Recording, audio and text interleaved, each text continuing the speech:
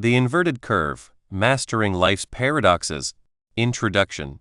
Imagine, for a moment, being blindfolded, your hands and feet bound, and then plunged into the abyss of a swimming pool. The water surges in, a frigid, suffocating embrace. Your first, overwhelming instinct is to fight, to thresh, to claw your way upward with every desperate iota of strength. It is a primal clamor for survival. Yet, the instruction imparted to Navy SEAL in such a crucible of training is the stark antithesis: sink. Descend to the bottom, find your purchase, and then propel yourself upward. It feels akin to a death knell, a surrender to the inescapable. But within that relinquishment, within that controlled descent, lies the genesis of your ascent. By releasing the frantic, direct antagonism with the water, you forge the very leverage required to rise. This extreme parable, a lesson in ultimate survival, harbors a profound verity concerning not merely how we navigate life and death straits, but the more insidious, often more tenacious challenges of our inner landscapes. It teaches us that at times, the most potent means to achieve an end is to cease striving so ardently for it. For the vast majority of us, existence is navigated by a simple, ingrained tenet: amplified effort begets amplified reward. We perceive the world as a linear trajectory. Invest the hours and the outcomes will materialize. Study assiduously and the examinations will be conquered. Toil with unwavering diligence, and the corporate ascent will be yours. This linear paradigm functions exquisitely for a multitude of straightforward undertakings. If your objective is to excavate a cavity, the more you excavate, the more expansive the cavity becomes. If you are assembling furnishings, each screw tightened brings you incrementally closer to a completed form. However, this unvarnished equation unravels, often spectacularly, in more intricate domains. We encounter a more familiar, though still imperfect, model: the curve of diminishing returns. Contemplate the consumption of your most cherished repast. The initial few mouthfuls are pure rapture. The subsequent ones remain profoundly gratifying. Yet, as you persist, the pleasure begins to wane. By the time you are compelled to force down the final vestiges, you may even experience a sensation of discomfort. The effort expended in consuming more yields progressively less satisfaction, and ultimately, negative sensations. This phenomenon manifests in myriad spheres. Laboring for 12 hours daily might yield more than 8, but the final 4 are frequently far less productive, and considerably more enervating, than the initial 8. The nascent exhilaration of a new avocation or a sojourn can capitulate to a weary lassitude if one pushes too strenuously, too precipitously. We apprehend this intuitively. One cannot perpetually augment an input and anticipate an ever-escalating positive output. Yet, we frequently fall prey to the delusion of treating arenas that are not linear, and where returns do not merely diminish but can actively transmute into the negative, as if they adhered to such a schema. This is the juncture at which we transgress into a peculiar, almost bizarro twilight zone of effort and recompense. It is a dominion wherein direct, amplified exertion not only yields less, it actively repels the desired outcome into greater remoteness. This embodies the very essence of what I term the inverted curve. The more consciously and directly one pursues a specific objective, the more ephemeral it becomes, and at times, the more precarious one's circumstances grow. The direct pursuit itself engenders the very impediment it endeavors to surmount. This is most potently observed within our internal, psychological, and emotional states. Attempt to compel yourself toward happiness, and you frequently become acutely conscious of your unhappiness. The more strenuously you endeavor to feel confident, the more self-conscious and uncertain you may become. If you desperately seek affection or affirmation, your intensity can alienate others, precipitating the very solitude you strive to evade. Obsessively pursuing inner tranquility can engender anxiety regarding one's insufficient peacefulness. It is as if the cosmos possesses a capricious sense of humor, rewarding us for releasing that which we desperately clutch. This reverberates with Aldous Huxley's observation that the desire for a positive experience is itself a negative experience, and that willingness to embrace a negative experience can, paradoxically, usher in a positive one. It is akin to a canine in pursuit of its own tail. the more it runs, the more it spins, in place, perpetually eluding its quarry. The ramifications of misapprehending this inverted curve are profound and far-reaching. These internal states, felicity, assurance, serenity, connection, are not mere superficial adornments to existence. They constitute the very bedrock upon which our well-being, our resilience, and our capacity for achievement in the external realm are constructed. When we impose our default, linear reasoning upon these domains, we predispose ourselves to a cycle of frustration, exhaustion, and an enduring sensation of stagnation. We attribute our predicament to insufficient effort, when in reality, we are expending excessive effort in an ineffectual manner. This misunderstanding frequently fosters a fallacious sense of impotence. We feel like pawns of our circumstances or our own psyches, incapable of governing our internal worlds. Yet, the inverted curve proffers an alternative perspective. It posits that true mastery is not achieved through the exertion of amplified direct control, but through comprehending how to collaborate with the inherent paradoxes of our lived experience. It is about learning to sink before one rises, to relinquish the frantic struggle and discover power within acceptance. This volume serves as an overture to the exploration of this paradoxical path. We shall delve into the intricate mechanics of the inverted curve, acquiring the acumen to discern its presence within our lives, from our personal relationships and professional aspirations to the very core of our being. More crucially, we shall unearth practical, counterintuitive stratagems for embracing this paradox. We shall learn to cultivate authentic well-being, forge unassailable confidence, and nurture profound connections, not through intensified striving, but by mastering the art of letting go. To embark upon this odyssey signifies a reevaluation of our presuppositions regarding effort, control, and success, and an opening of ourselves to a more profound, more efficacious, and ultimately, a more fulfilling mode of existence. Chapter 1. Navigating Survival and Control. 1. Lessons from Navy SEAL drown-proofing. The water, a frigid, suffocating embrace, presses in. Bound, your limbs secured, you are plunged beneath the surface. The world above, the very air you crave, vanishes. This is the infamous drown-proofing exercise for Navy SEAL candidates, a trial designed not to teach swimming, but survival when every primal instinct screams of impending doom. It is a brutal, terrifying ordeal, yet it imparts one of life's most profound lessons, a truth that resonates with the very core of the inverted curve. Picture yourself in that suffocating darkness. Your lungs ignite, your heart hammers a frantic rhythm against your ribs. Your mind, a tempest of primal fear, races. The overwhelming, natural urge is to fight, to thrash, to expend every fiber of your being in a desperate bid for the surface. You believe that more effort, more frantic action, is the sole path to salvation. But here lies the paradox, the cruel brilliance that imbues this exercise with such power.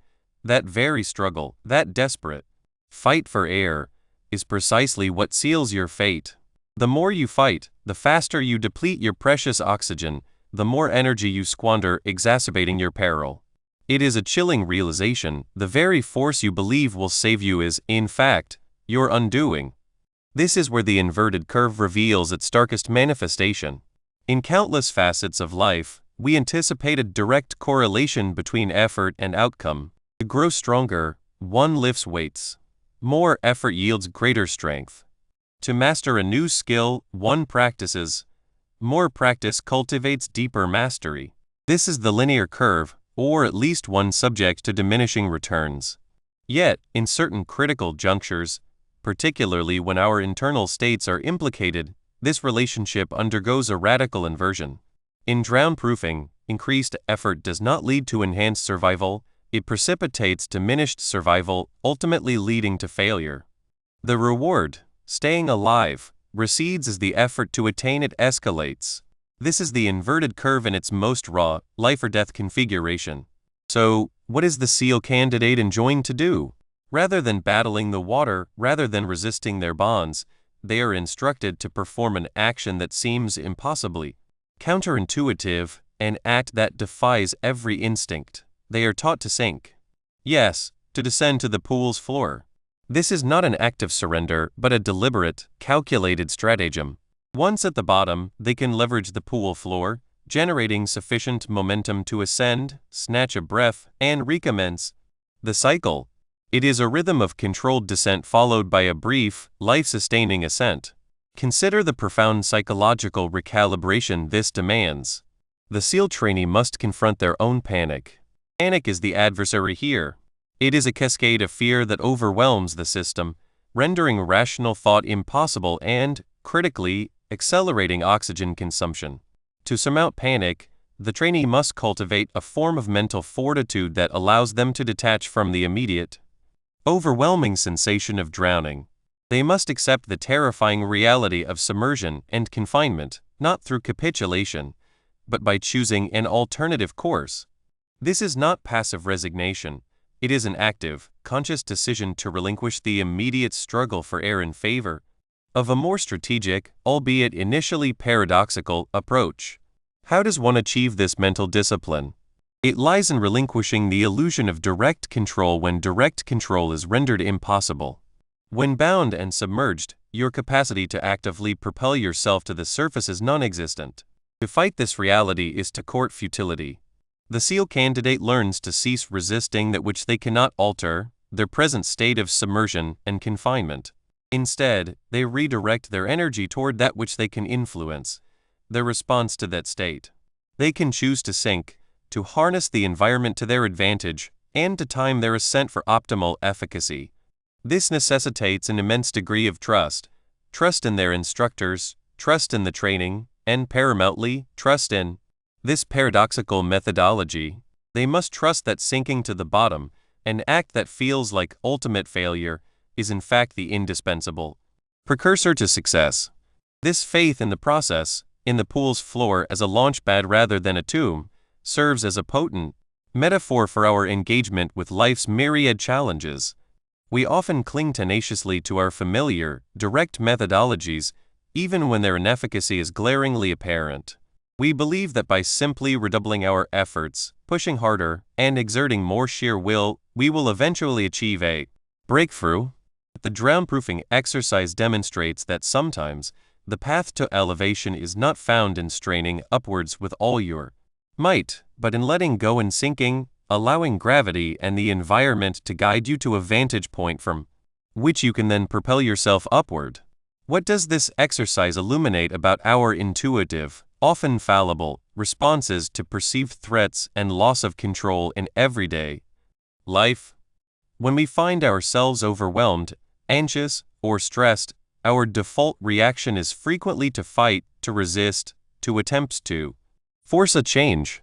We might endeavor to control every facet of a situation, to micromanage outcomes, or to perpetually strive for an improved emotional state. This is our internal panic response. Much like the SEAL trainee, this intensified effort to escape discomfort often leads to the depletion of our emotional and mental reservoirs. We become more anxious, more exhausted, and further removed from the tranquility or contentment we seek. We are, in essence, thrashing in the water, expending our most precious internal oxygen. Consider the pursuit of happiness. We often chase it with relentless directness. We acquire possessions, seek external validation, or attempt to engineer flawless circumstances, believing these actions will usher in joy. Yet, how frequently does this direct pursuit leave us feeling hollow or disappointed? The happiness we attain is ephemeral, and the effort required to sustain it can be profoundly draining. This is the inverted curve at play in our emotional lives. The more strenuously we endeavor to compel ourselves to be happy, the more elusive happiness becomes. It is akin to trying to grasp smoke. The tighter you clench your fist, the more readily it dissipates. The SEAL lesson teaches us that at times, the most effective course of action is inaction, or rather, a different modality of action. It involves accepting our current state, even when it is uncomfortable. For the SEAL trainee, it means accepting the sensation of being bound and submerged.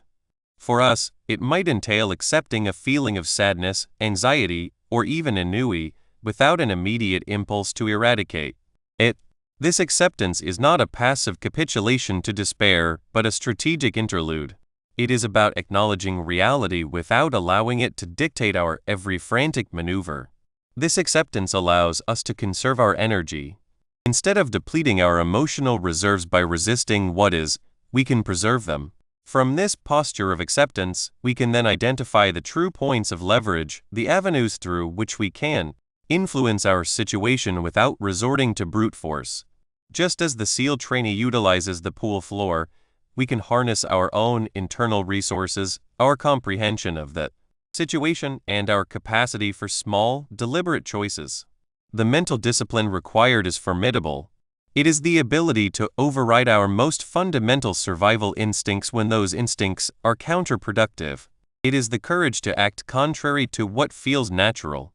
This necessitates a profound paradigm shift, moving from a mindset of perpetual struggle to one of intelligent adaptation. It involves understanding that control is not always about tightening your grip, but sometimes about strategically releasing it, with the knowledge that a different form of ascent is attainable. The SEAL drown-proofing exercise stands as a potent, visceral reminder that our most deeply ingrained assumptions about effort and control can be profoundly erroneous. It compels us to confront the notion that in certain high-stakes scenarios, particularly those involving our internal states, direct, forceful exertion can be the very catalyst for failure. The inverted curve is not merely an abstract concept, it is a survival mechanism.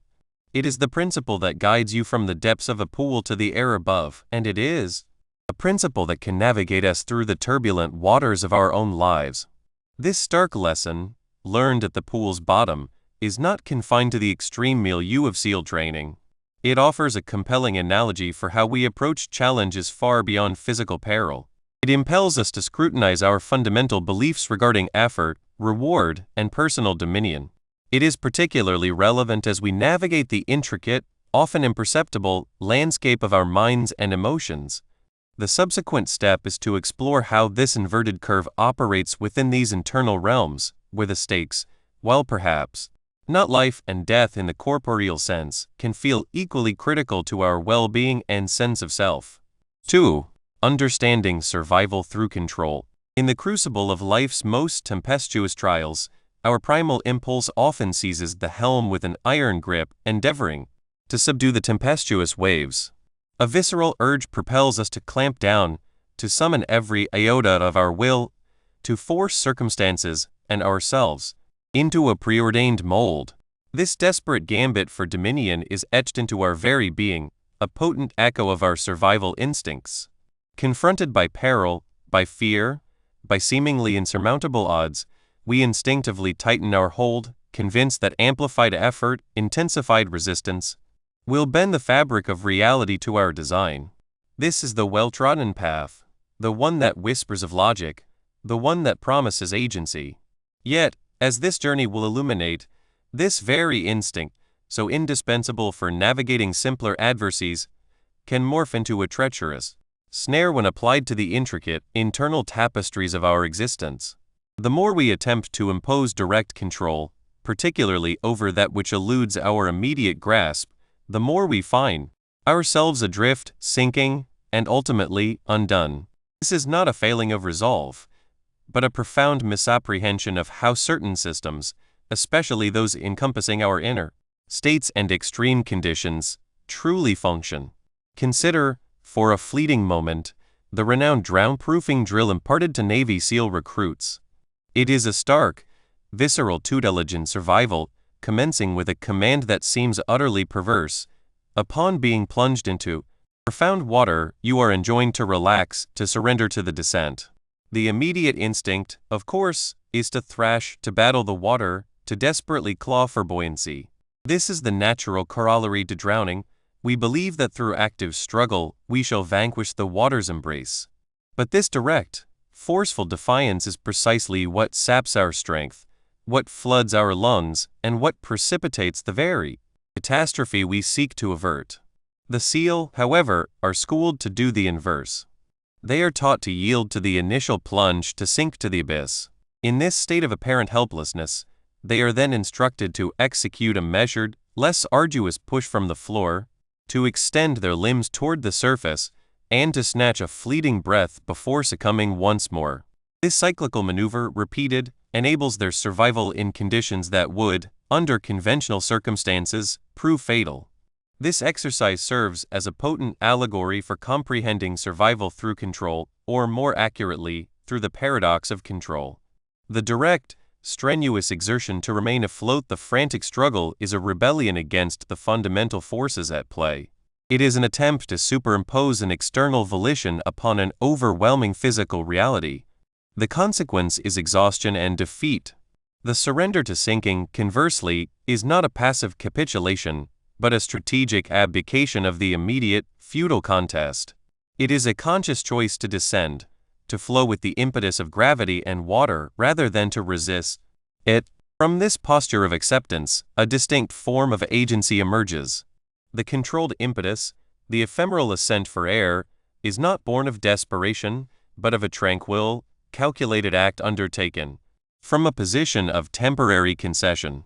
This underscores a critical divergence, the phantasm of direct control versus the verity of efficacious control. The phantasm is the frantic fray, the conviction that the brute force of will can bend external circumstances or internal sentiments to our immediate behest. The verity, as exemplified by the seal, resides in a profound comprehension of the forces in motion and a strategic, often incongruous, response that harnesses those forces rather than confronting them.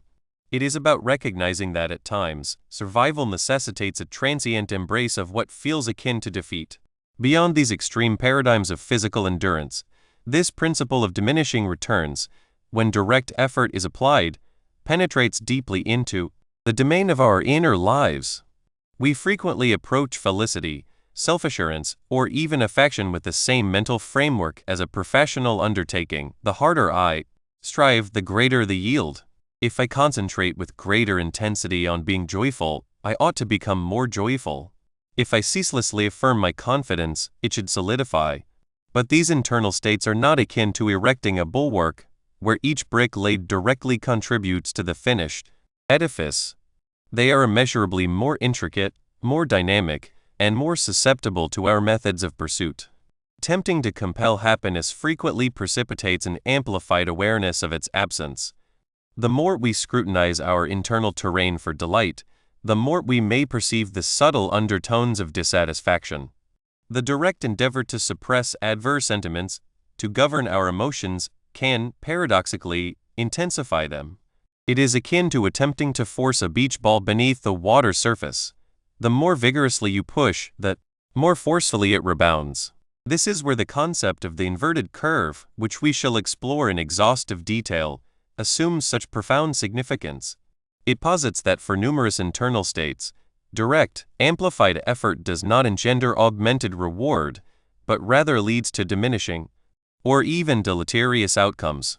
The very act of striving too ardently to attain a desired internal condition can propel it further into the distance, engendering a frustrating cycle of exertion and disillusionment. The SEAL's drown-proofing drill perfectly encapsulates this inverted curve within a physical context. The direct effort to remain buoyant, to combat the water, culminates in drowning, a negative outcome. The counterintuitive stratagem of sinking, of relinquishing direct struggle, followed by deliberate, less demanding actions, leads to survival, a positive outcome. The relationship between effort and reward is unequivocally inverted. Greater direct effort yields lesser reward or even failure, while a divestment of direct effort, coupled with strategic action, produces the sought-after result. This leads us to a fundamental redefinition of control. Authentic control, within the purview of mastering life's paradoxes and achieving genuine well-being, is not predicated on the forceful manipulation of external circumstances or the suppression of internal experiences. Rather, it is about cultivating an internal state of acceptance and agency over our response to those circumstances and experiences. It is not about preempting the emergence of fear, but about acknowledging its presence and discerning how we shall act in its shadow. It is not about coercing joy, but about fostering the conditions for its genesis, often by releasing the imperative to feel it. This nuanced apprehension of control is paramount. The illusion of control, born from a desire to eschew discomfort or failure, impels us to exert pressure where it is least effective. We endeavor to govern the outcome of a professional interview, the sentiments of a cherished companion, or the trajectory of the global economy. When these attempts at direct control inevitably falter, we experience fixation, apprehension, and a sense of powerlessness. We feel we have failed because our direct endeavors were inadequate, when in truth, our efforts were misdirected. The reality of effective control, however, lies in discerning what is genuinely within our purview. We cannot command the weather, but we can dictate our preparedness for it. We cannot dictate another's emotions, but we can govern our own reactions to them. We cannot always determine whether we feel joy or sorrow, but we can cultivate a mindset that empowers us to traverse both states with resilience and grace. This is the essence of mastering life's paradoxes, understanding that true power often accrues not from imposing our will, but from judiciously selecting our response, from accepting that which is, and from acting from a foundation of grounded agency rather than desperate striving. The survival of the seal is not a testament to their capacity to battle water, but to their ability to comprehend water and their own bodies within its embrace. They learned that confronting the water was a vanquished endeavor, but yielding to its immediate pull and then acting with strategic intent was the path to survival. This is a profound lesson that transcends the corporeal realm and speaks to the very core of how we navigate our most formidable internal and external landscapes. The intuitive drive for direct control, while seemingly judicious, frequently guides us down a trajectory of escalating struggle and diminishing returns. By comprehending and embracing the paradoxes of survival, we begin to unlock a more potent and enduring form of mastery. Having observed how the intuitive pursuit of control can lead us astray in both physical survival and internal well-being, we must now investigate the specific character of these counterintuitive dynamics. The ensuing section will delve into the inverted curve itself, revealing how, in numerous crucial facets of life, the more directly we strive for a desired outcome, the further we propel it away, and conversely, how relinquishment can represent the most formidable path forward. 3. Effort and reward. The diminishing returns. We often approach life as a straightforward equation: intensify effort, amplify outcome. This holds true for many endeavors. To forge a more robust physique, one lifts heavier weights. To master a new tongue, one dedicates more hours to study. From our earliest years, we are schooled in the adage that diligence yields reward, and in countless instances, this proves accurate. The direct correlation between input and output feels both rational and just, akin to ascending a staircase, where each upward step brings us nearer our objective. Yet, life rarely unfolds as a linear ascent. For those pursuits that truly nourish our spirit, our contentment, our inner tranquility, our most cherished bonds, and indeed, our resilience.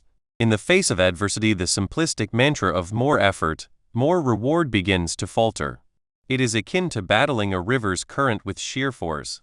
Initially, progress is made, but as the waters swell or fatigue sets in, the relentless pushing yields only exhaustion, barely nudging us forward.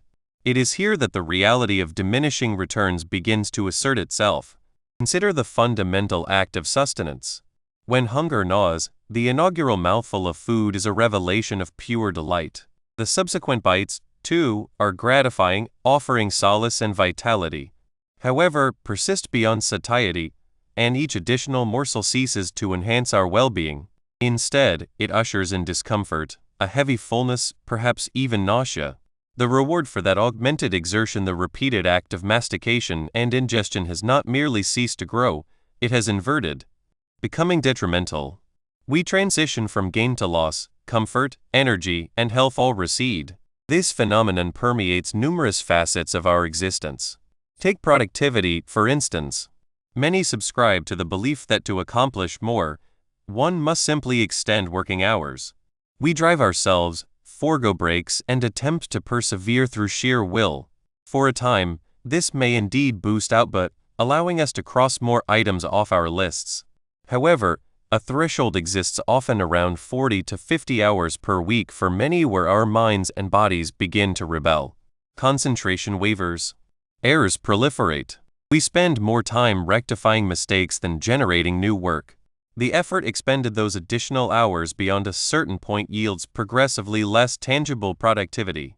It resembles the futile attempt to extract water from a parched sponge. No matter how fiercely you squeeze, the yield is negligible. This is diminishing returns in its starkest manifestation, a scenario where we expend greater energy for progressively smaller gains. This pattern also shapes our acquisition of knowledge. When embarking on a new skill, such as learning a musical instrument or delving into programming, each practice session brings discernible progress. New chords are mastered, novel functions are understood, and a palpable sense of advancement emerges. Yet, as proficiency grows, mastering a subsequent intricate piece or optimizing a complex algorithm demands a disproportionately greater investment of time and energy for a more modest leap in skill. The hours dedicated might refine performance incrementally, but they lack the dramatic acceleration witnessed in the initial stages.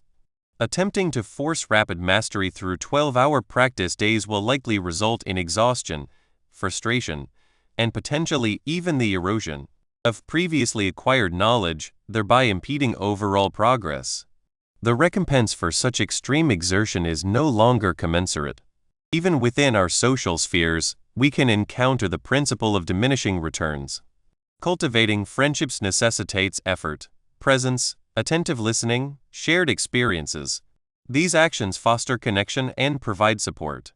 However, if one endeavors to be perpetually on, attending every conceivable event, striving to maintain superficial contact with a vast network, the outcome can be profound depletion and a sense of detachment. The depth of our relationships may suffer as our energy becomes diffused. The invaluable reward of social connection can wane when the effort becomes too diffuse and superficial. So, why do we repeatedly fall prey to this tendency?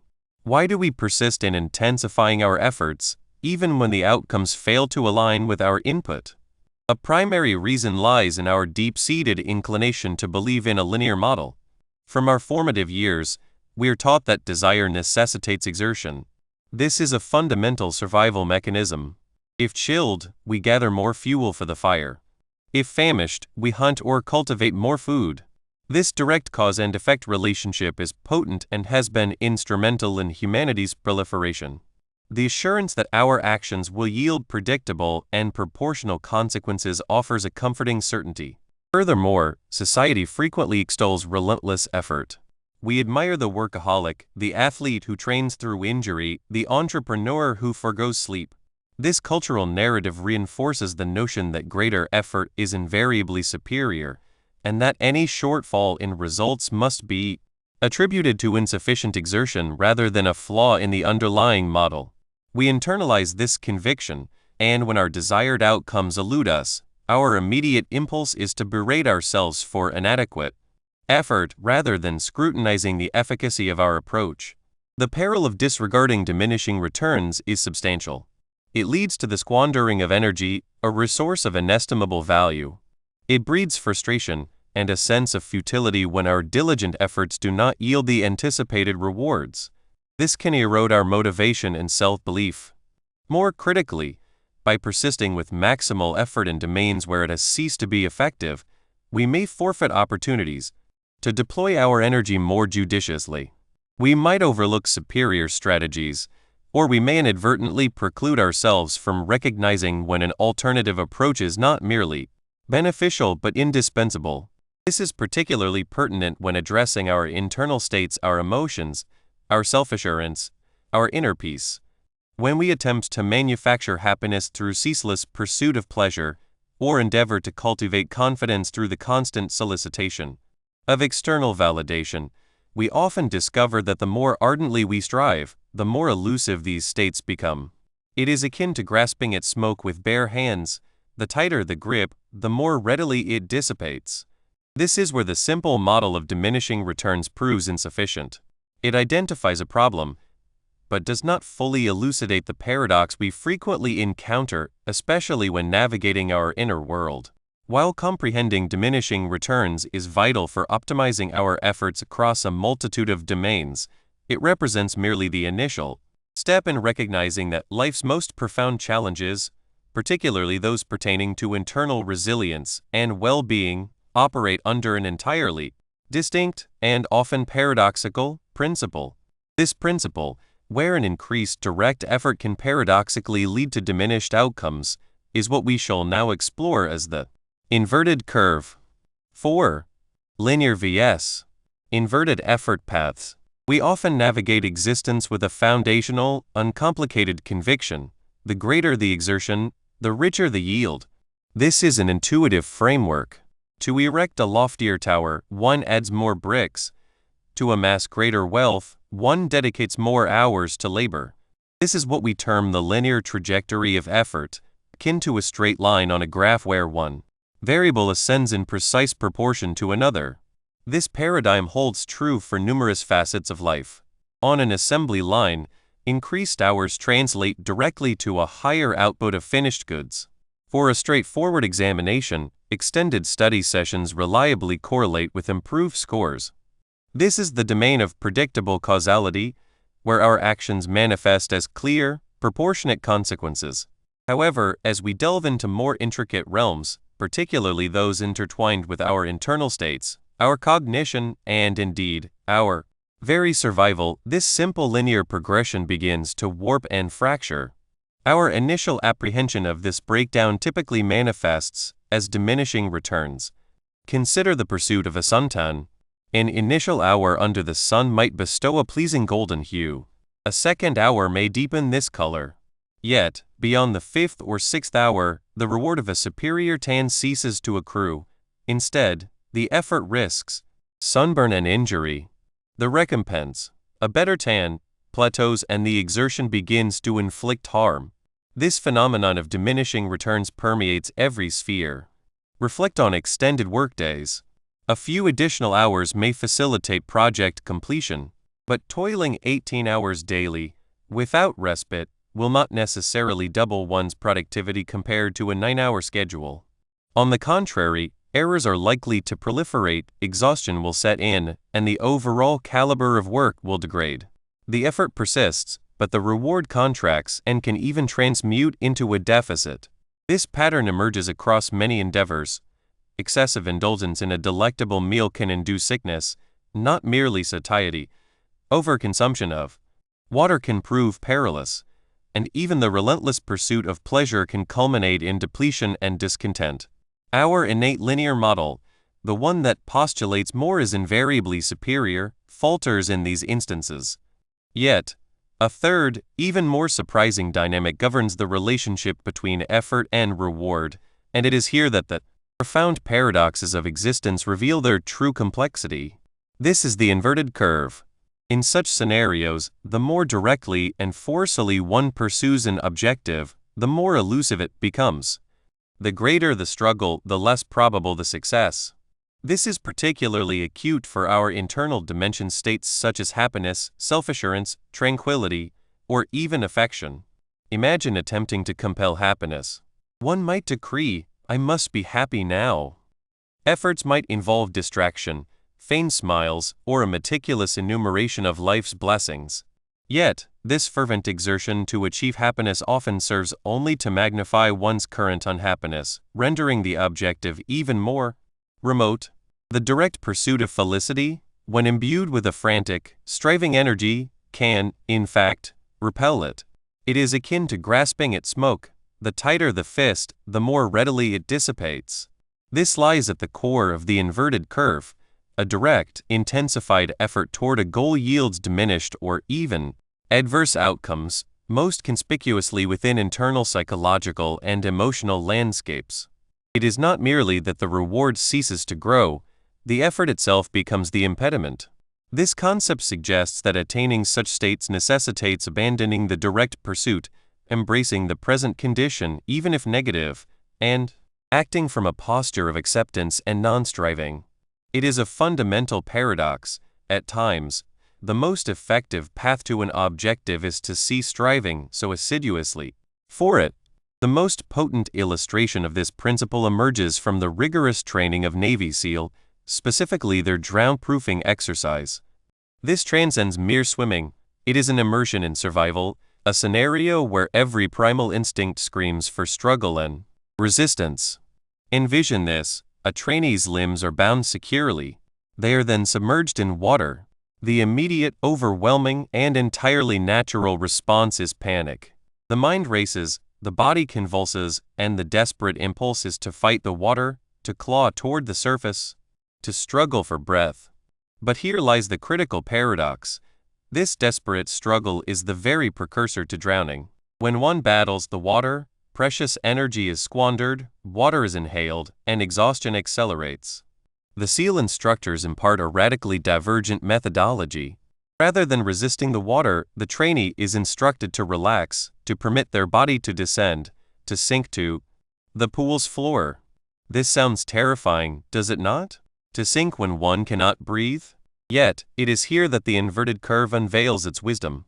Once at the bottom, with the instinct to struggle momentarily subjugated by the strategy of surrender, the trainee propels themselves upward from the pool's floor with their feet. This push, this controlled action born of surrender, propels them skyward, permitting them to inhale. They then descend again, push off, and rise for another breath. This cycle of sinking, pushing, and rising, repeated with measured composure, is how they master survival. They learn to breathe not by combating the water, but by strategically leveraging its resistance and their own controlled descent. They learn to ascend by first acknowledging the necessity of sinking. This drown-proofing exercise serves as a flawless, visceral embodiment of the inverted curve in action. The direct, panicked effort to remain afloat and fight for air leads to drowning. The counterintuitive strategy of releasing control, sinking, and then pushing off from a place of acceptance culminates in survival.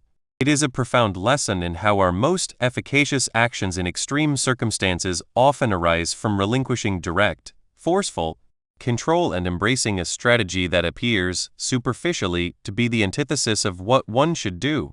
Why is this linear model so deeply etched into our cognition, and how does it actively impede us when applied to situations governed by diminishing returns or inverted curves? Our brains are hardwired for efficiency and predictability.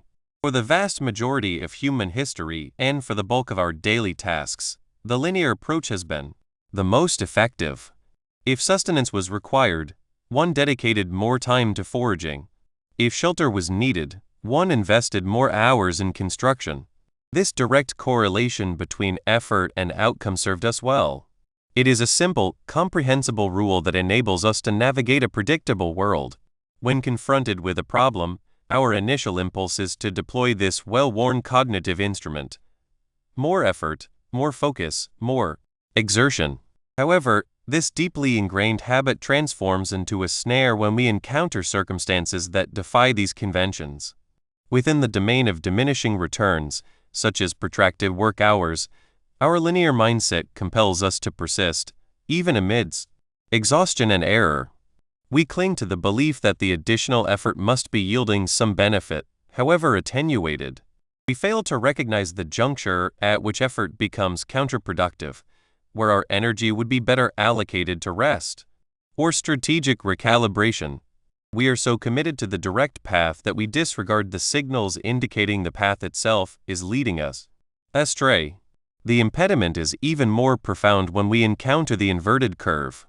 Here, our linear instinct to try harder is not merely ineffectual, it is actively deleterious. When we attempt to force happiness, confidence, or peace, we are, in essence, treating these internal states as commodities to be acquired through sheer willpower. We believe that by applying sufficient mental force, we can bend our emotions to our command. But emotions are not akin to bricks. They are fluid, intricate, and often respond more readily to acceptance and comprehension than to forceful directives. Our linear approach to internal states is akin to attempting to sculpt water with a hammer. The more forceful the strike, the more it splatters away. This misapplication of effort can precipitate frustration, anxiety, a sense of personal inadequacy, and a deepening of the very negative states we seek to escape. We become ensnared in a cycle of intensified effort and amplified failure, reinforcing the conviction that we are incapable of attaining these desired inner states. Beyond the drown-proofing analogy, what are the immediate, tangible ramifications of misapplying linear effort to domains demanding an inverted approach, particularly concerning internal well-being and personal advancement? The most prevalent consequence is a pervasive sense of anxiety and burnout. When we relentlessly strive for more achievement, more happiness, more productivity without acknowledging the inverted curve, we push ourselves without reprieve. This leads to emotional exhaustion, wherein even rudimentary tasks feel overwhelming. We may experience somatic manifestations such as headaches, sleep disturbances, or digestive complaints, all stemming from the chronic stress of attempting to coerce outcomes unresponsive to brute force. In terms of personal growth, the misapplication of linear effort can arrest our development. If we are perpetually endeavoring to fix ourselves, to eradicate every perceived flaw through intense self-reproach and exertion, we risk becoming trapped in an unending cycle of self-improvement. We may fail to appreciate our strengths or accept our imperfections, which are often the very qualities that render us distinctive and relatable. Genuine growth frequently emerges not from a relentless pursuit of flawlessness, but from accepting our current condition, learning from our missteps without harsh judgment, and allowing ourselves to evolve organically. Consider an individual desperately seeking confidence. They might attempt to attain it through incessant validation seeking, through over-preparation for every social encounter, or by projecting an aura of unwavering self-assurance. This direct, forceful pursuit of confidence frequently backfires.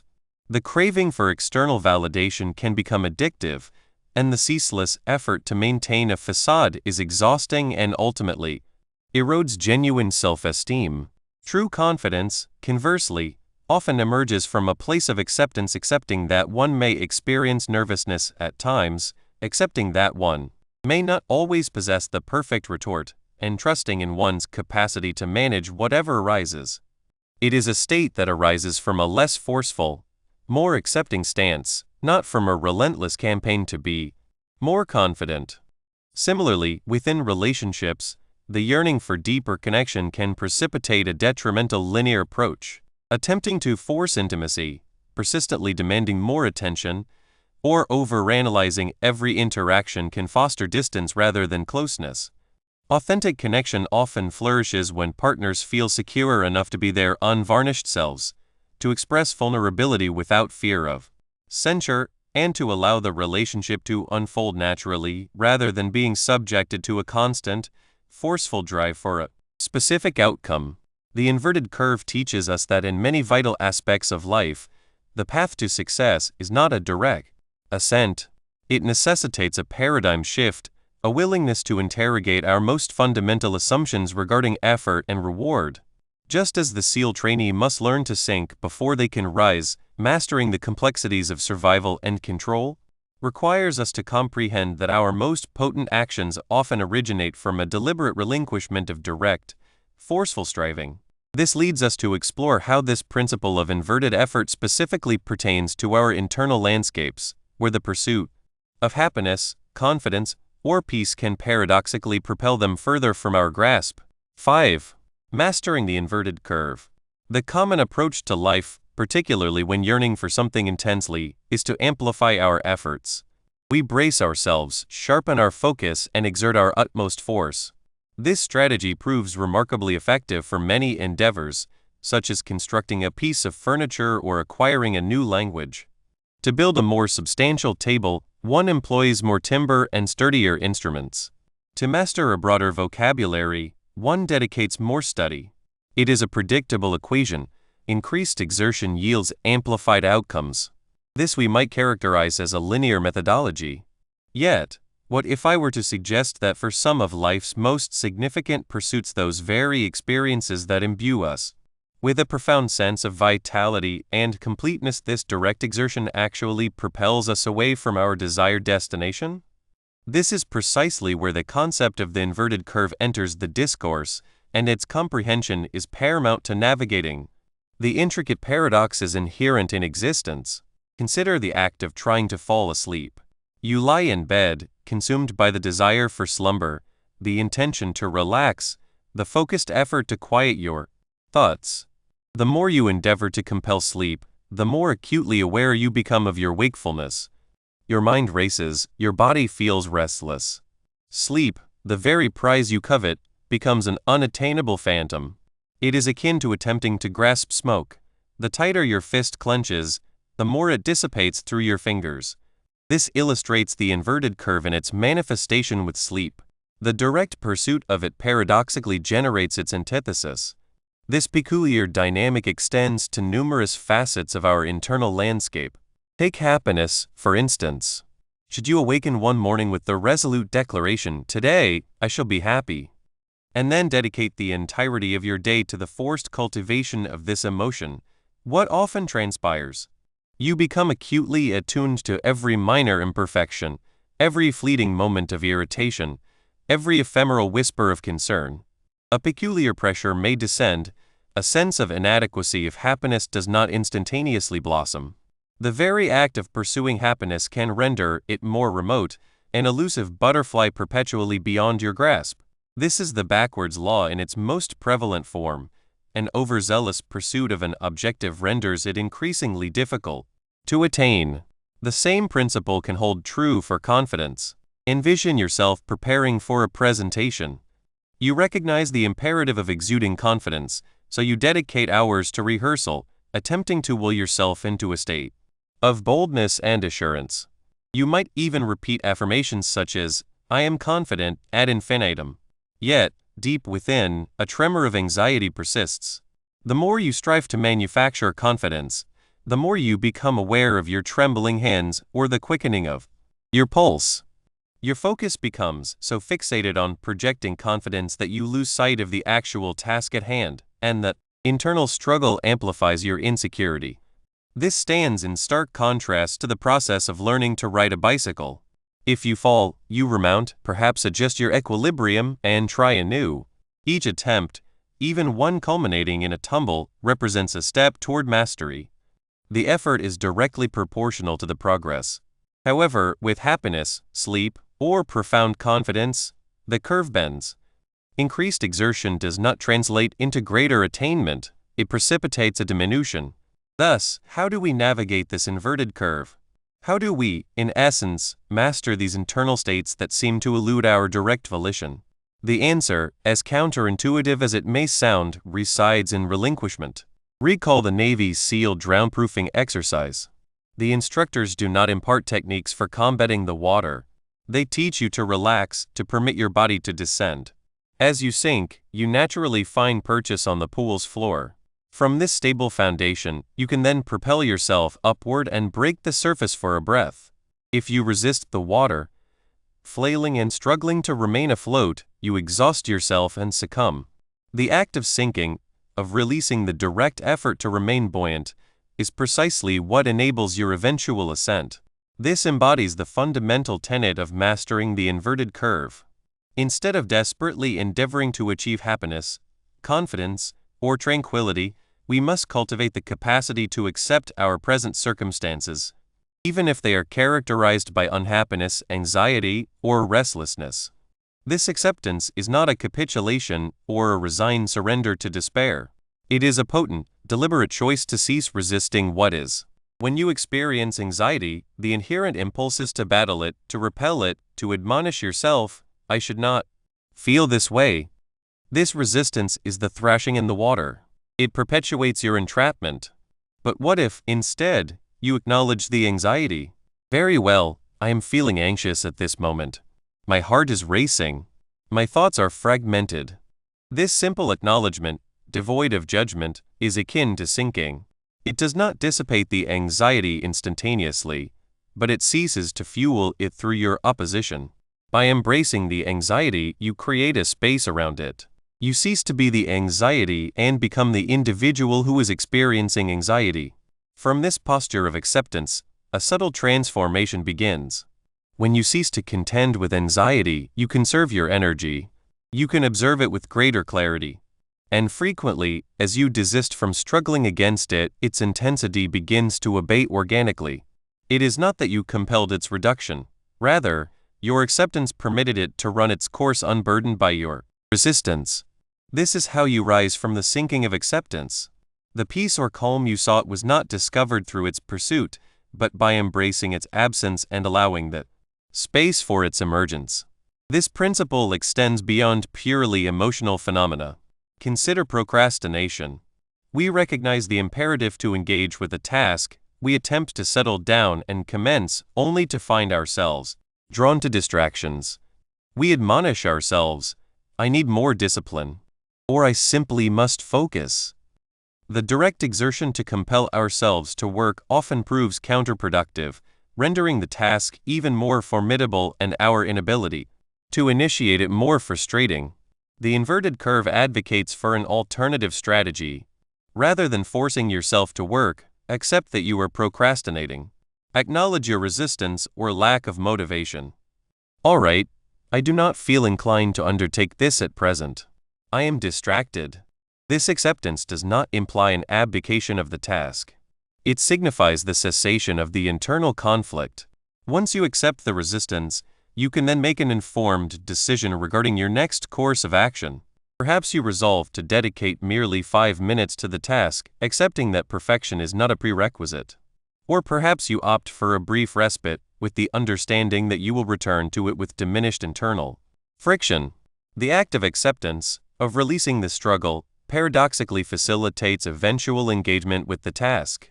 This is also how we can confront the fear of failure. We frequently expend an inordinate amount of energy attempting to avert failure, striving to guarantee success, to the point where the fear itself paralyzes us. We worry so intensely about potential setbacks that we hesitate to take the plunge. The inverted curve teaches us that the path to overcoming the fear of failure lies not in its eradication, but in its acceptance. When you accept that failure is an inherent component of any significant undertaking, and that it does not define your intrinsic worth, you liberate yourself from crippling apprehension. You can then proceed with action, not from a position of assured success, but from a stance of courageous acceptance of whatever may unfold. This acceptance is the sinking that empowers you to push off and undertake the necessary rise of action. What are the tangible, sequential mental adjustments required to transition from direct pursuit to acceptance and surrender? It commences with awareness. We must first discern when we are ensnared in the trap of direct pursuit, particularly concerning internal states. Observe your internal monologue. I need to be happy, I must feel confident, I cannot tolerate feeling anxious. These are all indicators of direct striving. The initial shift involves substituting phrases like need to or must with I am experiencing, or it is permissible to feel. Instead of I need to be happy, try I am currently experiencing a deficit of happiness, and that is acceptable. Instead of I must feel confident, try I am presently feeling insecure, and I can still proceed. This is not an endorsement of complacency, it is a reframing. It is an acknowledgement of reality, unadorned by the overlay of judgment or resistance. The subsequent shift entails the conscious alleviation of pressure. When you detect yourself exerting undue force toward a particular emotional outcome, pause. Inhale deeply. Remind yourself that the more strenuously you push, the further the objective may recede. Visualize loosening your grip. This is not an invitation to apathy, it is a strategic disengagement. It is a testament to the belief that by embracing the present, you cultivate the conditions for positive change to manifest organically. The third adjustment is to act from a foundation of acceptance, not from a place of longing.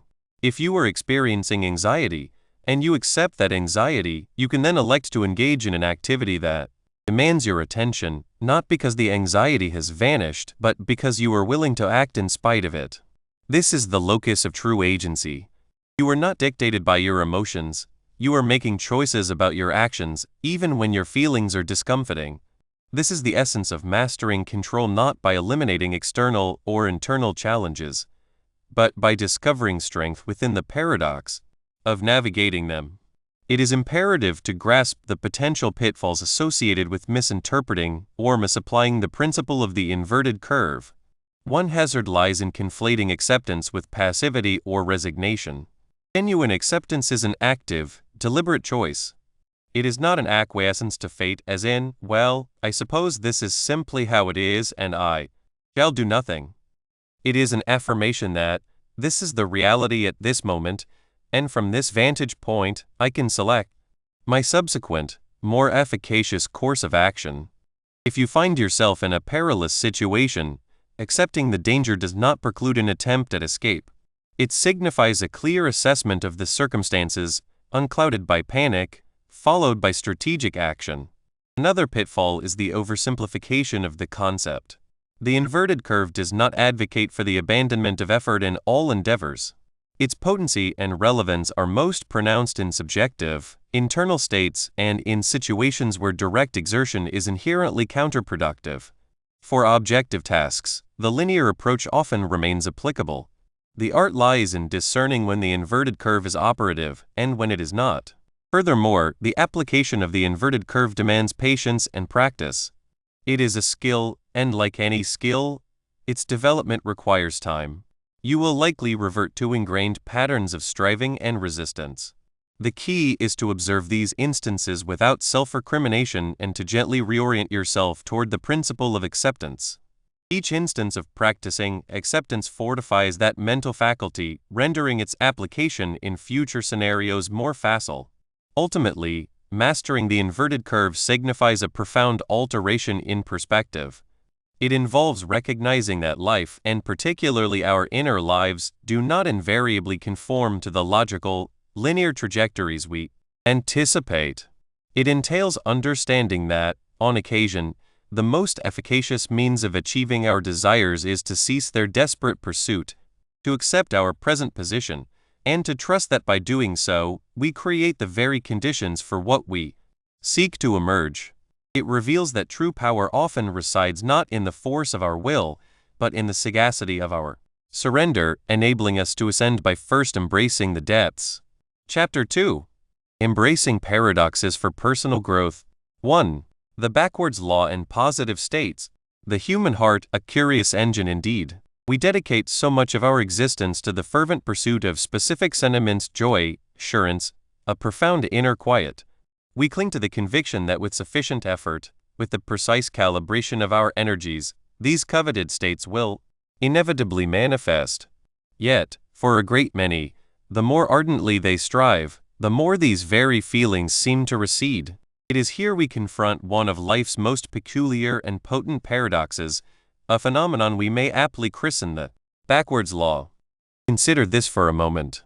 Imagine yourself at a gathering, possessed by an unyielding resolve to feel exuberantly happy and gregarious. You admonish yourself, I must be happy tonight. I must forge connections. I must command the room. What frequently transpires? You may become acutely attuned to every awkward silence, every flicker of discomfort that betrays your unease. Your very preoccupation with needing to be happy can, with an ironic twist, engender a heightened sense of anxiety and self-consciousness, the antithesis of the genuine elation you sought. This is the backwards law in its unfettered operation. The more directly you chase a positive internal state, the more it tends to elude your grasp. This is no mere ephemeral observation. It is a foundational tenet of our psychological and emotional architecture, a prime illustration of the inverted curve principle. Recall, the inverted curve delineates scenarios where augmented exertion yields not a commensurate increase in reward, but rather a diminution, or even a negative return. When it pertains to our internal landscapes, our feelings, our self-regard, our inner equilibrium, this curve is often dramatically inverted. The overt, strenuous effort to feel happy can, in fact, diminish our happiness. The attempt to compel confidence can precipitate debilitating self-doubt. A desperate yearning for love can, paradoxically, alienate others. It is akin to a dog in relentless pursuit of its own tail.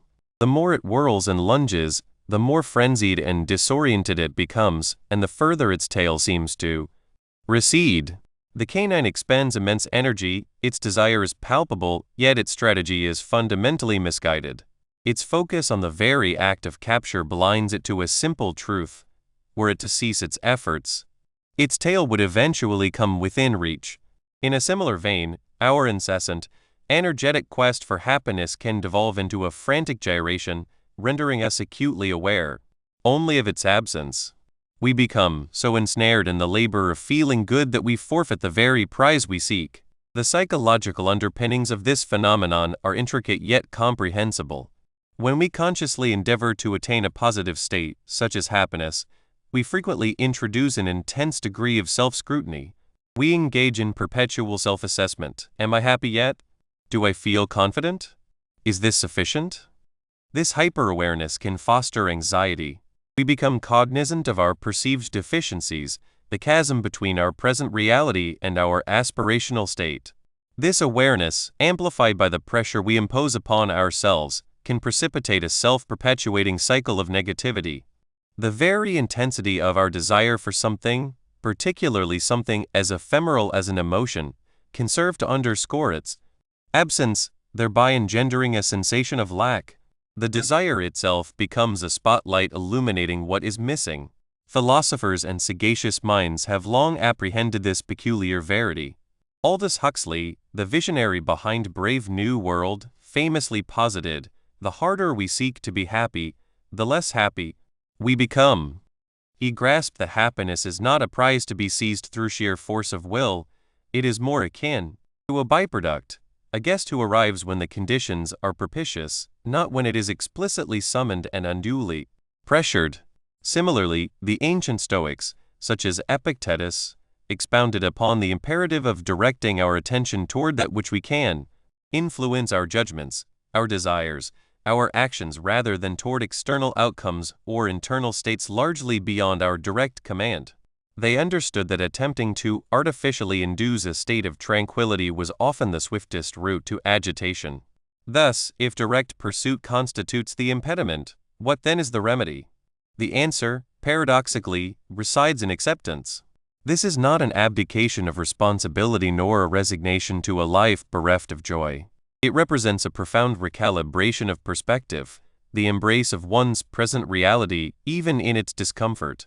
If you experience anxiety, the path forward is not to wage a desperate war against it, which invariably tends to amplify it.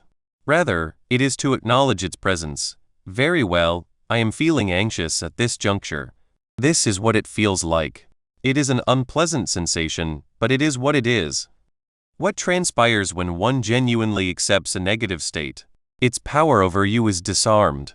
The hold it exerts often diminishes because you are no longer engaged in a futile, energy-sapping conflict against it.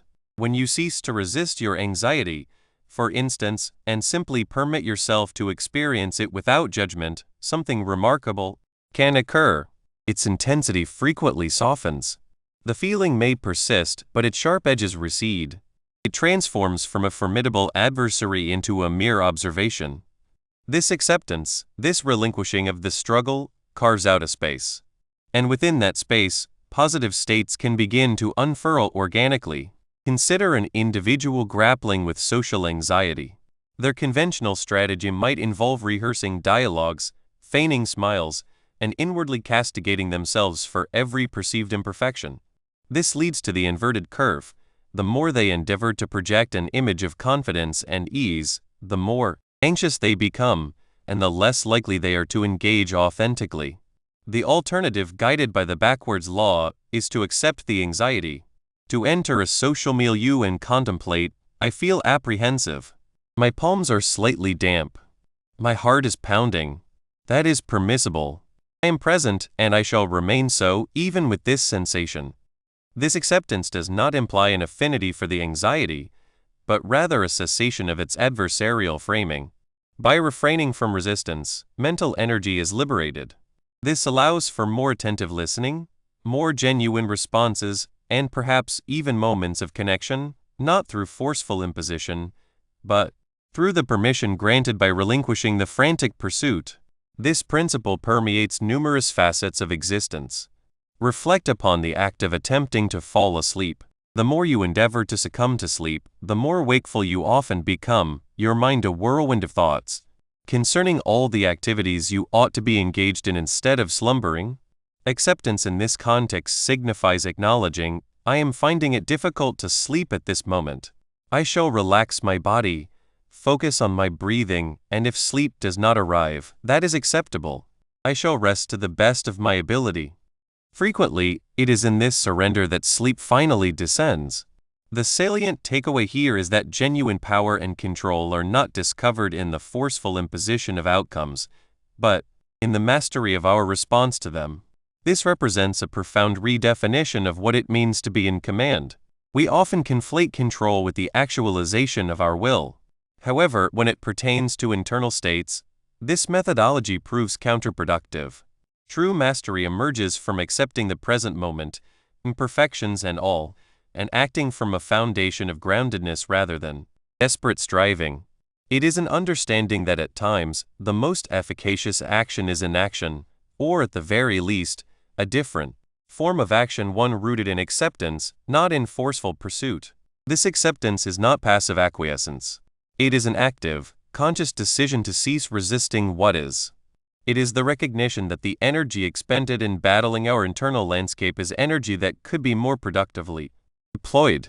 By releasing the intense craving for a specific emotional state, we open ourselves to a broader spectrum of experiences, including precisely those positive states we so ardently pursued.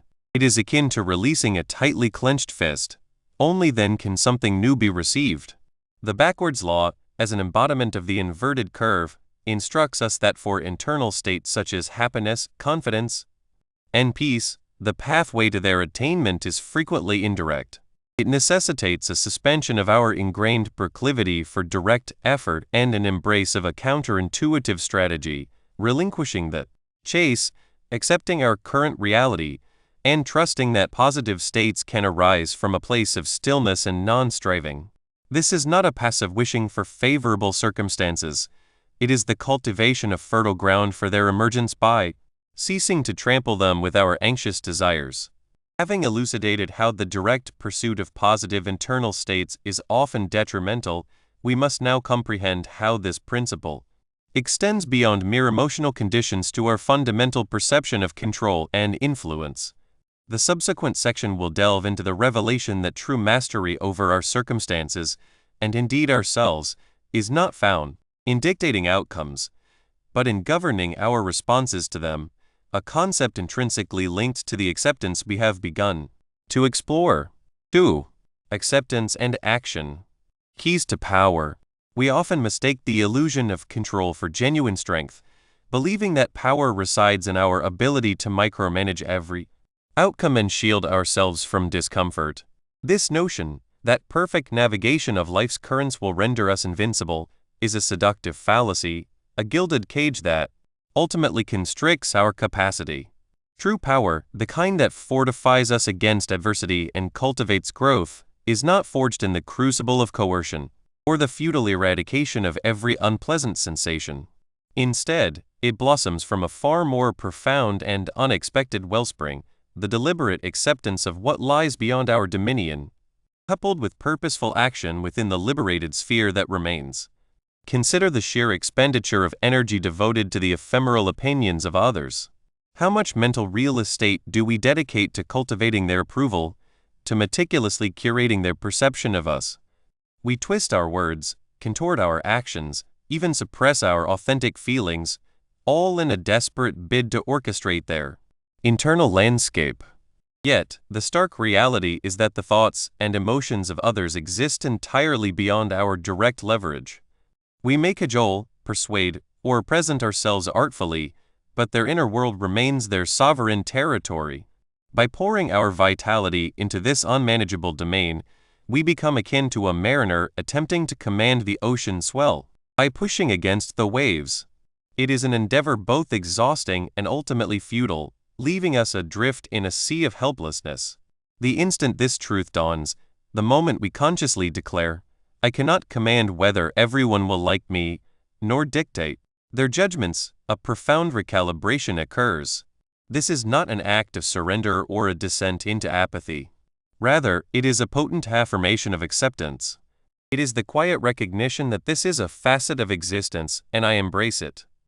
By acknowledging the limits of our influence over external opinions, we cease the wasteful expenditure of precious energy on an impossible pursuit. This liberated energy then becomes a potent resource, available for redirection.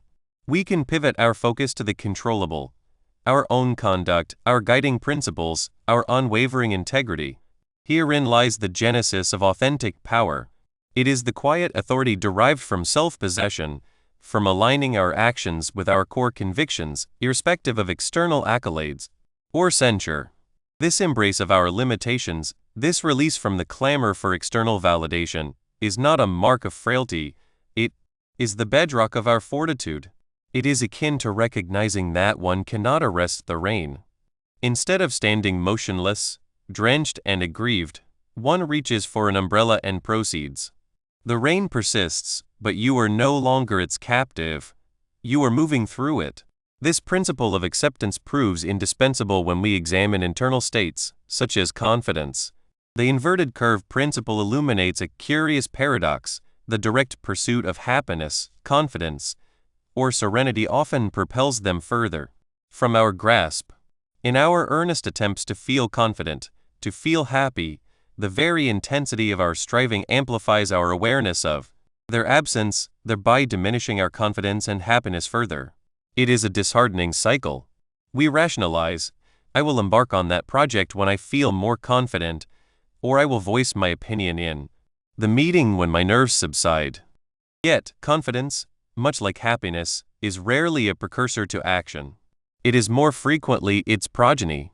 The counterintuitive strategy, the one that resonates with the inverted curve, is to act in defiance of the absence of confidence. This is the imperative to do it anyway. It entails acknowledging the tremor of apprehension, the whisper of doubt, and then deliberately taking the step forward. It is about presenting oneself for the task, even when the feeling of preparedness is elusive. Envision a fledgling artist yearning to create a masterpiece, but feeling their skill inadequate. If they defer action until absolute confidence descends, the canvas may remain eternally blank.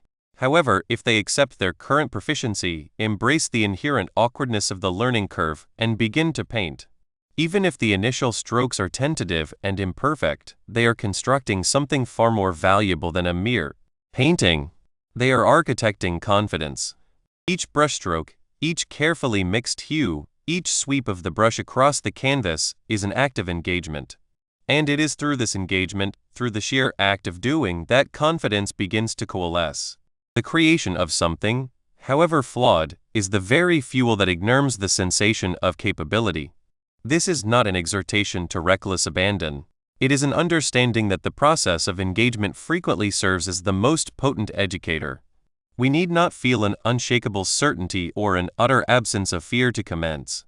We need only the willingness to step into the arena, to attempt, to absorb, and to adapt. The power here resides not in perfection, but in our readiness to embody imperfection, to embrace the beginner's stance, and to trust that the action itself will sculpt us and cultivate the very qualities we aspire to. It is a transition from a passive posture of waiting for internal shifts to an active engagement that generates those very shifts.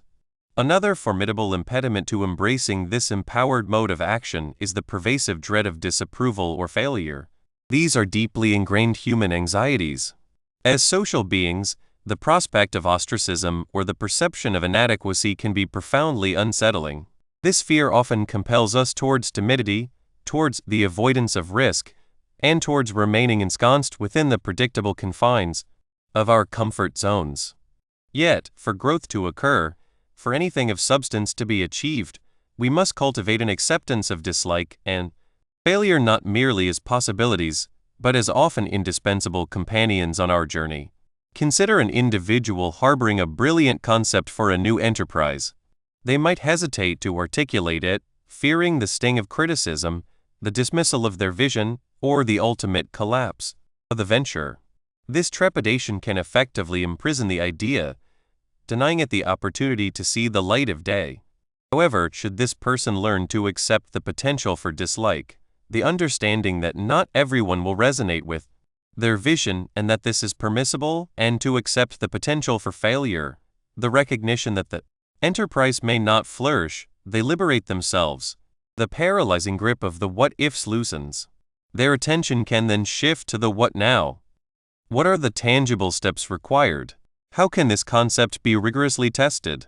How can this business be brought into being? Failure, when viewed through this lens of acceptance, transmutes from an ultimate destination into a potent instructor. Every misstep, every setback, offers invaluable intelligence. It reveals what proves ineffective, highlights areas ripe for refinement, and fortifies our resilience. The Navy SEAL adage of drown-proofing, where sinking is a prerequisite to learning to float and rise, serves as a poignant analogy. To resist the descent is to exhaust oneself and drown. Conversely, to relax, to accept the submersion, and then to work in concert with the water, allows for buoyancy and ascent. Similarly, if we rail against failure, we become inundated. But if we embrace it as an integral part of the process, a data point, a lesson absorbed, we can then leverage it to propel ourselves onward. True resilience is not the absence of falling, it is the capacity to rise, wiser and stronger, after the fall. Once this bedrock of acceptance is established, the acceptance of what lies beyond our control, the acceptance of imperfect confidence, the acceptance of potential dislike and failure, we can then engage in decisive action. This is the active component of the subheading, the action in acceptance and action, keys to power. This action is not predicated on flawlessness, it is driven by intent. It involves making choices and advancing with a clear trajectory, even when the path ahead remains indistinct. Decisive engagement signifies a commitment to a course of action, with the understanding that the unfolding journey will reveal itself as we traverse it. It is about making a choice, taking a step, and then remaining present and responsive to the subsequent developments. For instance, if the decision is to master a new language, decisive action entails enrolling in a course, downloading an application, or seeking out a conversational partner. It means dedicating daily time to practice, even when encountering linguistic stumbles or grammatical inaccuracies. The power here resides not in immediate fluency, but in the unwavering commitment to the learning process. It is found in the consistent, deliberate effort. This form of action is intrinsically fueled by acceptance. Because the possibility of imperfection has been embraced, the fear of speaking is diminished. Because the protracted nature of learning has been acknowledged, slow progress does not breed discouragement. Because the potential for misunderstanding has been accepted, external reactions do not impede progress. Action emanates from a place of inner liberation, not from a desperate craving for external affirmation or a paralyzing dread of adverse outcomes. This is where personal agency is reclaimed. We cease to be passive spectators of our lives and become active participants, shaping our reality through our choices and our deeds. How, then, does the conscious acceptance of a negative or uncomfortable internal state paradoxically forge the space for positive transformation, or the capacity for effective action? The crucial element lies in the energy we expend. When we resist a negative emotion, be it anxiety, sorrow, or self-doubt, we engage in a relentless internal conflict. We strive to banish it, to negate its existence, to convince ourselves of its impropriety. This resistance is profoundly enervating. It consumes mental and emotional resources that could otherwise be channeled into problem-solving or decisive action. When we opt to accept that feeling, however disquieting, we effectively disarm it. We acknowledge, yes, I am experiencing anxiety at this moment. This is what it feels like. By simply recognizing and permitting the feeling to exist without judgment or resistance, its intensity often begins to wane. It is akin to a tempest one attempts to fight. It escalates in ferocity. But if one allows it to rage unimpeded, it eventually subsides. This acceptance does not imply endorsement or a desire for its permanence. It signifies the cessation of energy wasted in combating it. This, in turn, frees up mental and emotional reserves. It cultivates an inner stillness. Within this quietude, clarity of thought emerges, allowing for a more accurate assessment of the situation and the formulation of a strategic course of action. The paradox lies in the fact that by halting the struggle against the negative, the conditions are created for a positive outcome. Either the negative emotion dissipates, or the clarity and energy are gained to act effectively in spite of it. Consider the tangible, behavioral divergences between an individual paralyzed by the fear of failure or disapproval and one who accepts these eventualities and proceeds nonetheless. The fear-bound individual will manifest behaviors such as procrastination, evasion, and self-sabotage. They may dedicate countless hours to exhaustive research without ever initiating a task, or they may shun social interactions where scrutiny is a possibility. Their discourse may remain vague regarding their aspirations, or they may perpetually seek external validation. Their energy is absorbed by the anticipation and defense against potential negative repercussions. Conversely, the individual who accepts the potential for failure and disapproval will exhibit markedly different behaviors. They are likely to be more direct and action-oriented. Their pronouncements might be, "I will attempt this, and while I acknowledge it may not unfold perfectly, I am eager to discover the outcome." They are more inclined to embrace calculated risks. They may present their ideas with clarity and conviction, even in anticipation of some dissent. They are more prone to glean insights from setbacks, viewing them as pedagogical opportunities rather than personal indictments. Their conduct is characterized by forward momentum, propelled by a willingness to engage with reality as it is, rather than an attempt to impose an idealized version of it. For instance, a nascent entrepreneur apprehensive of failure might spend months meticulously refining a business plan, never launching. The one who accepts failure might swiftly introduce a rudimentary version of their product, solicit feedback, and then refine. In what specific ways does the relentless pursuit of external control over inherently uncontrollable elements actively diminish our sense of personal power, and how does the relinquishment of this pursuit augment it? The pursuit of external control erodes our power by tethering our sense of well-being and capability to factors that lie beyond our immediate influence. When we anchor our happiness to another's approval, our success to another's assent, or our tranquility to the predictability of the future, we render ourselves vulnerable. We become perpetual reactors, constantly striving to manipulate external circumstances, and this ceaseless exertion breeds frustration and a profound sense of powerlessness. We are akin to marionettes, dancing to the capricious strings of external events. Each deviation from our desired outcome serves to further erode our sense of potency. Conversely, it is in the relinquishment of this pursuit of external control that genuine power resides. When we accept that these external factors are beyond our command, we cease to engage in the impossible. This does not translate to passivity. It signifies a pivotal shift in our focus. 3. Overcoming fear of failure. We often mistakenly believe that to achieve success, we must first eradicate fear. We tell ourselves, "I'll embark on that endeavor only when the specter of failure no longer haunts me," or "I'll pursue that promotion once I feel an unshakable sense of confidence." This approach, at first glance, appears eminently sensible, does it not? We perceive fear as an insurmountable barrier, a wall to be demolished, so that we may pass through unhindered. But what if the very act of attempting to dismantle this wall inadvertently fortifies it? Consider the simple, yet profound, experiment of trying not to conjure the image of a vivid, cerulean bluebird.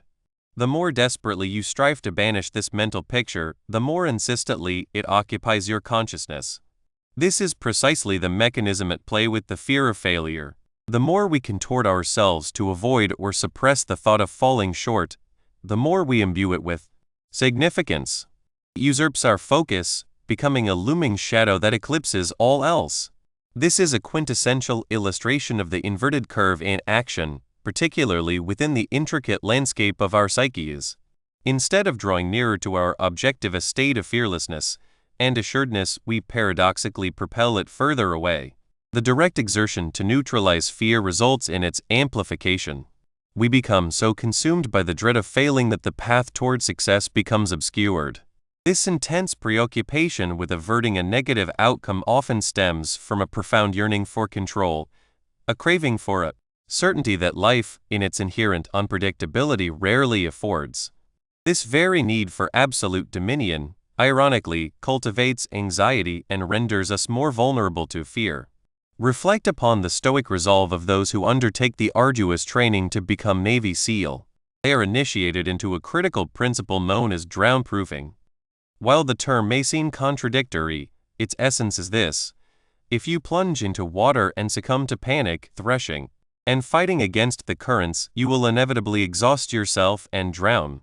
The water, in this analogy, mirrors our fear of failure. The more we resist it, the more it drags us down. However, the SEAL are taught to adopt an opposing strategy. They learn to relax, to allow themselves to descend momentarily. In this descent, they find a pocket of stillness. From this repose, they can then propel themselves from the depths and ascend to the surface, drawing breath and reclaiming command. This embodies the very heart of embracing the paradox of failure. The fear of failure is not the antithesis of success. Rather, it is an indispensable stepping stone on the path to achieving it. Genuine mastery and enduring resilience are not cultivated in an environment devoid of missteps. They are forged in the crucible of experiencing setbacks, extracting wisdom from them, and resolutely choosing to press onward. When we relegate failure to the status of a definitive pronouncement, a shameful denouement, we are, in essence, endeavoring to circumvent the very process that engenders growth. The failure we so deeply dread is frequently a harsh judgment we impose upon ourselves, a label we affix to an experience that is, in reality, an intrinsic component of learning and evolution. Without the lessons gleaned from moments when outcomes deviate from our expectations, we would remain perpetually ignorant of what efficacy entails, what falters, and how to adapt.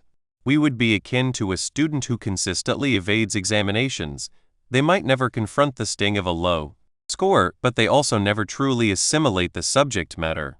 The true power resides not in the eradication of the possibility of failure, but in its acceptance.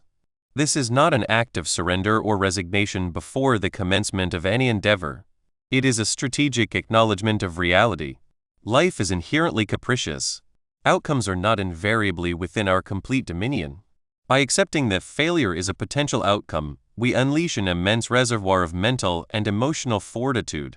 Consider the sheer volume of time and energy we expend in fretting over what-ifs, attempting to anticipate every conceivable negative permutation. We erect elaborate mental bulwarks against a tempest that may never materialize. When, instead, we declare, "Very well, it is conceivable that this may not transpire as planned, and that is acceptable," we liberate that energy. This liberated energy can then be channeled toward the actual task at hand, toward the exertion and the process, the very elements that are within our purview. This acceptance effectuates a shift in our focus from the dreaded outcome to the present action. This brings us to the paradoxical antidote to fear, action. The transcript astutely observes, action should be taken even in the absence of confidence. This is the practical manifestation of accepting fear. When we are paralyzed by the fear of failure, we freeze. We await that elusive moment of absolute certainty, that surge of unshakable conviction that, as we have observed, seldom materializes. Instead, we must cultivate the discipline of taking incremental, deliberate steps forward, even when our resolve trembles. Each small action we undertake, in defiance of fear, generates momentum. It furnishes us with tangible evidence that the feared outcome is, in fact, survivable. We discover that the world does not cease to exist if a project falls short of perfection, or if a presentation fails to elicit universal acclaim. We ascertain that we can endure disappointment, glean insights from it, and persist. This is where the inverted curve for action reveals its contours. Those initial, modest actions, undertaken without perfect confidence or absolute assurance, can yield disproportionately significant rewards. They unlock opportunities, furnish feedback, and cultivate self-efficacy in ways that waiting for ideal conditions never could. Let us delve deeper into this. How does the very compulsion to evade failure paradoxically intensify our internal focus on its potential, thereby amplifying the fear? It is akin to attempting to compress a spring. The more force you apply, the greater its resistance and the more vigorously it will rebound. When we are driven by a profound imperative to shun failure, our minds become hypervigilant. We actively scan for threats, for indications that failure is imminent. Every minor setback, every piece of constructive critique, can be interpreted as confirmation of our deepest anxieties. This perpetual state of alert depletes our cognitive resources and exacerbates our anxiety rather than assuaging it.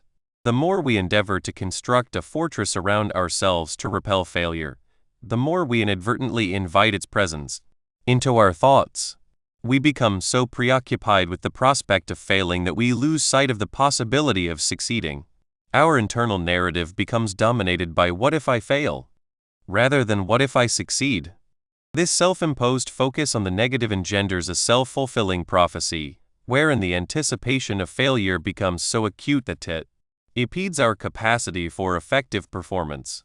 In what specific ways can embracing the inevitability of failure rather than resisting it liberate mental and emotional energy that can subsequently be redirected toward productive action?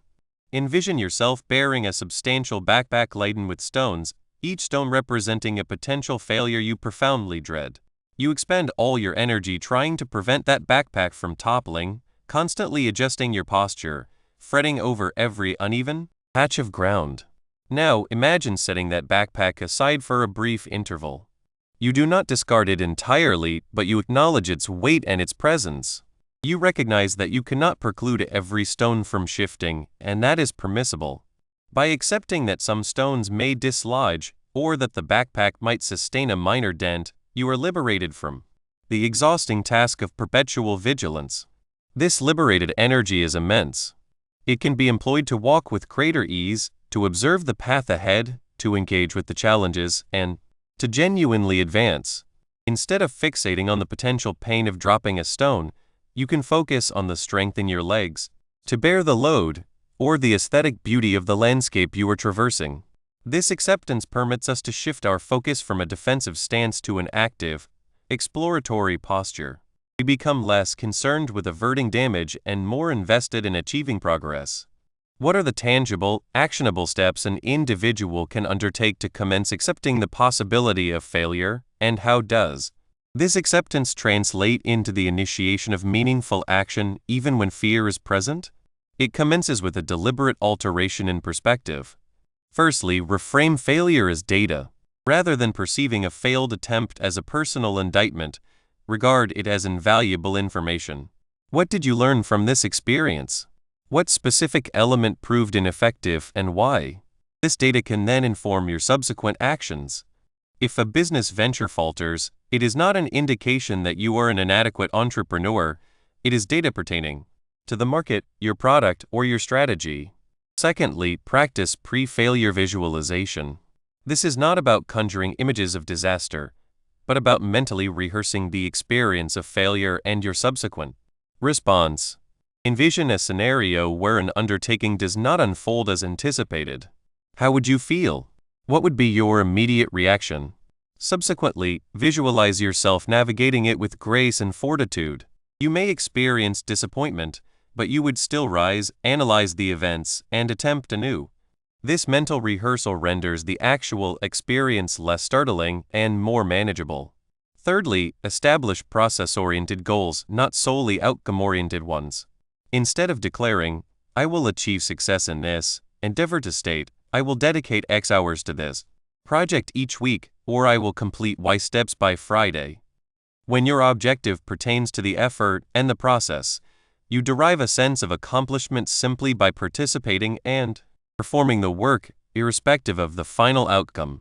This constructs a foundation of self-efficacy that is not contingent upon external validation or flawless results. Fourthly, embrace imperfection. Understand that completed is frequently preferable to perfect. The pursuit of absolute perfection often serves as a veneer for the fear of failure. Grant yourself permission to produce work that is sufficiently adequate, and then proceed. You can always refine it subsequently, but the crucial step is to introduce it into the world.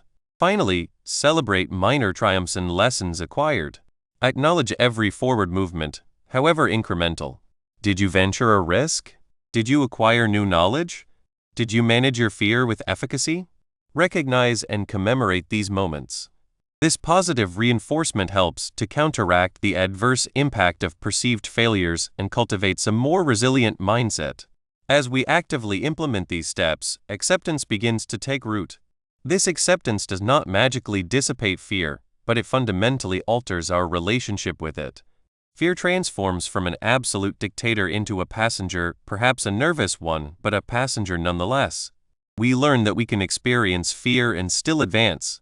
This capacity to act in the presence of fear is the true definition of courage. It is not about the absence of fear. It is about the willingness to confront the possibility of failure and still elect to act, to learn, and to grow.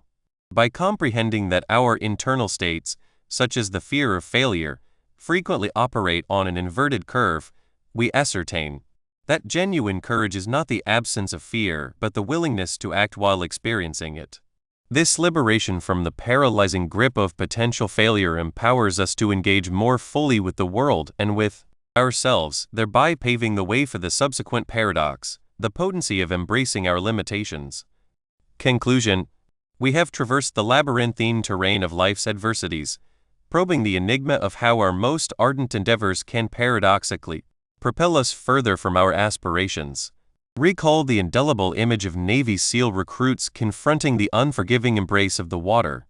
Their initial instruction was not to fight the depths, but to surrender to them, to sink before they could ascend. This was not a stratagem, but a fundamental tenet for navigating overwhelm. This elegantly simple, yet profoundly potent lesson lies at the very core of the inverted curve, the principle that in many of life's most crucial pursuits, particularly those that unfold within the inner sanctum of our minds and hearts, an intensification of effort often serves only to amplify the distance from our desires. Consider, for a moment, the varied architectures of effort and reward. At times, an augmentation of exertion yields a commensurate increase in recompense.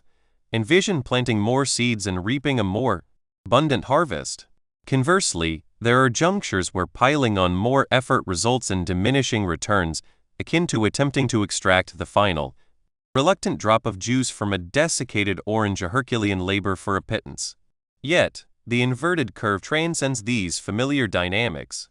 It is akin to the futile pursuit of a greased pig. The more vigorously you chase, the more elusively it slips away.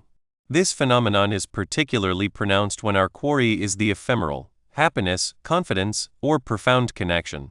The more desperately we attempt to seize happiness, the more it seems to recede into the mist.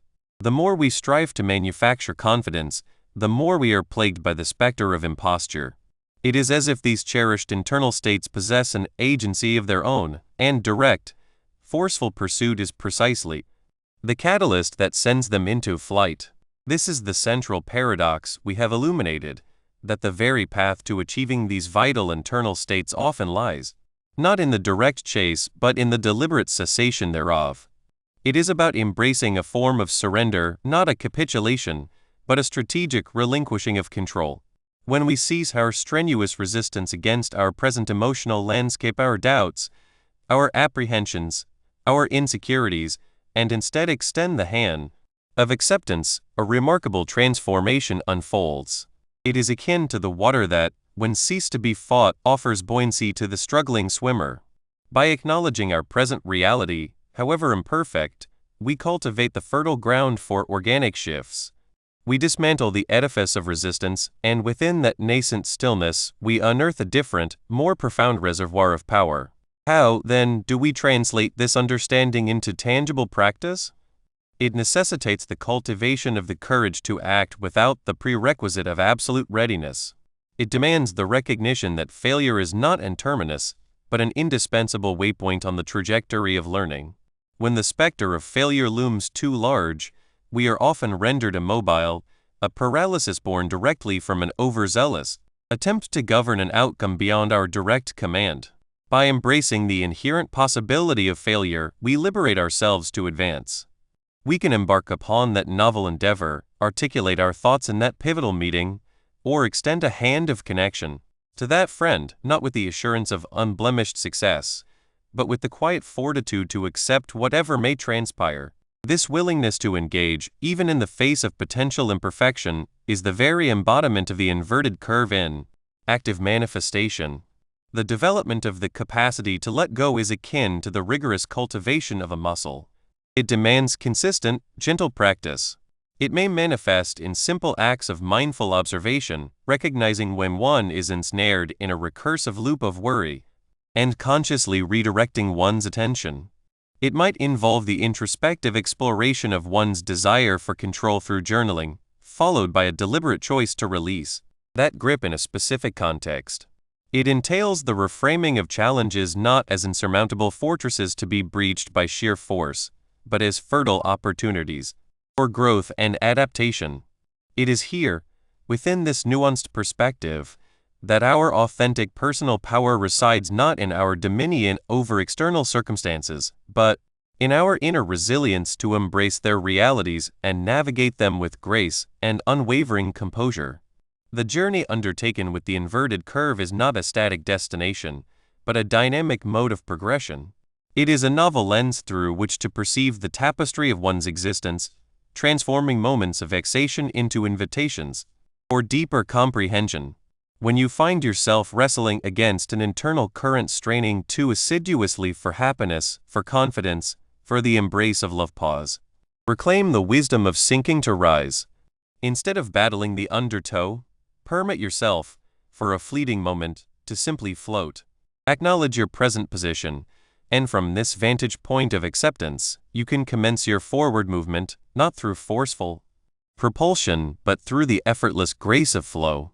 This paradigm offers a profound assurance that by embracing life's inherent paradoxes, by discerning when to exert effort and when to yield, you can unlock a more profound and authentic form of mastery.